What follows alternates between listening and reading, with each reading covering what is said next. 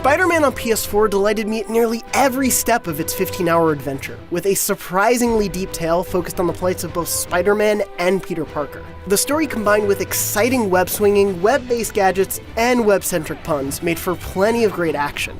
Insomniac Games' superhero outing is a thrilling adventure, though one occasionally caught up in a web of overly familiar trappings.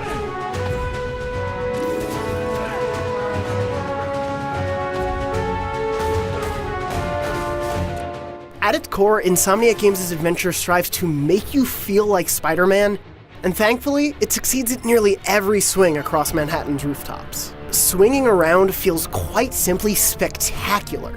There is definitely a small learning curve, but after learning the basics, it becomes nearly effortless to make Spider-Man look graceful in every swing, leap, and lunge. And man, does it feel good to find the right mix of leaping, swinging, web-zipping, and wall running. I've spent hours just webbing around the city and diving off the tops of the Empire State Building or Avengers Tower, enjoying the open city without actually completing tasks.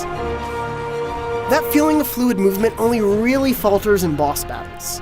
Insomniac throws in some big and exciting fights, and set pieces full of tense action, and a few harmless quick-time events, of course. But the story's biggest boss battles are both front and back-loaded, leaving the middle of the story sort of devoid of huge bouts. That pacing feels off, especially when the first couple of boss battles begin to feel like somewhat repetitive pattern recognition. So thankfully, outside of boss battles, Spider-Man offers up a satisfying, varied combat system, though it takes a little longer than I would have preferred for it to show its depth. Spider-Man's mix of gadgets, attacks, and dodges made me feel like I always had control of a battle, and I loved improvising mid-fight with new equipment and moves. Insomniac is known for its wacky arsenals in series like Ratchet & Clank, so it's no surprise Spidey's gadgets are a blast to use. Throwing a trip mine at an enemy to web-stick them to the environment, or, even better, another baddie, is endlessly enjoyable. And discovering how best to deploy web bombs and spider drones in the many stealthy Batman Arkham Asylum-like scenarios is a methodical thrill. Adding to that variety is Spider-Man's wardrobe, a portable closet of unlockable Spidey suits, each with their own power. Each power can be used independently of the suit once it's unlocked, which is a godsend. That said, I largely relied on the first couple of suit powers for almost the entire campaign.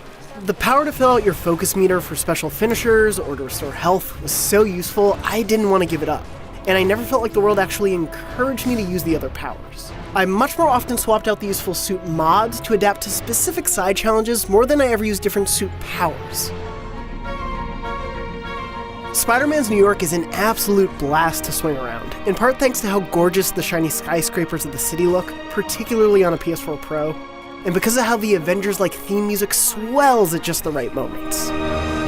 The fun of the side objectives scattered throughout the city varies greatly. Taskmaster's tough challenges kept me coming back, while finding landmarks and backpacks was particularly easy and rote, and taking down various enemy outposts could be repetitive and rarely challenging, but still kind of fun. Anyone want to surrender? No? The brilliance of what the world could have been can be seen in a handful of side missions. One optional mission features a familiar villain and ties really nicely into the main story. Another suite of missions forced me to actually have a good sense of New York's neighborhoods. These side missions help bring the world of Spider-Man and its open New York City to life, and I wish there were more of them. I was pleasantly shocked by how relatable Spider-Man's endearing story of mentorship was. The twisted tale of Peter's mentor, juxtaposed with his own mentorship of Miles Morales, led to great emotionally poignant moments, in part thanks to how I immediately became as attached to Miles as I did to Peter. I mean, come on, you saved Spider-Man. I'm pretty sure that makes you an official superhero. Meanwhile, Peter's tutelage as a laboratory assistant leads him, and Spider-Man, to make some harrowing choices that are as thrilling as any high-stakes moment in the MCU. Sorry, I have a habit of making bad jokes in tense situations. Insomniac makes really smart, economical use of its villains, so don't expect to be faced with a foe every hour or two. I'm really happy with the restraint Insomniac took, allowing time for its main villains to grow while making the others feel part of a lived-in Spider-Man history. Sometimes the stakes aren't about stopping Shocker or containing a prison breakout full of Spider-Man's collective supervillain past. Often the stakes are way more grounded and relatable. Peter and Mary Jane's relationship in particular is one of my favorite romantic storylines in a game ever. That's in large part thanks to the script, as well as the performances by Spidey and MJ actors Yuri Lowenthal and Laura Bailey. Sorry to cook and run. Did you just leave your clothes on the kitchen floor?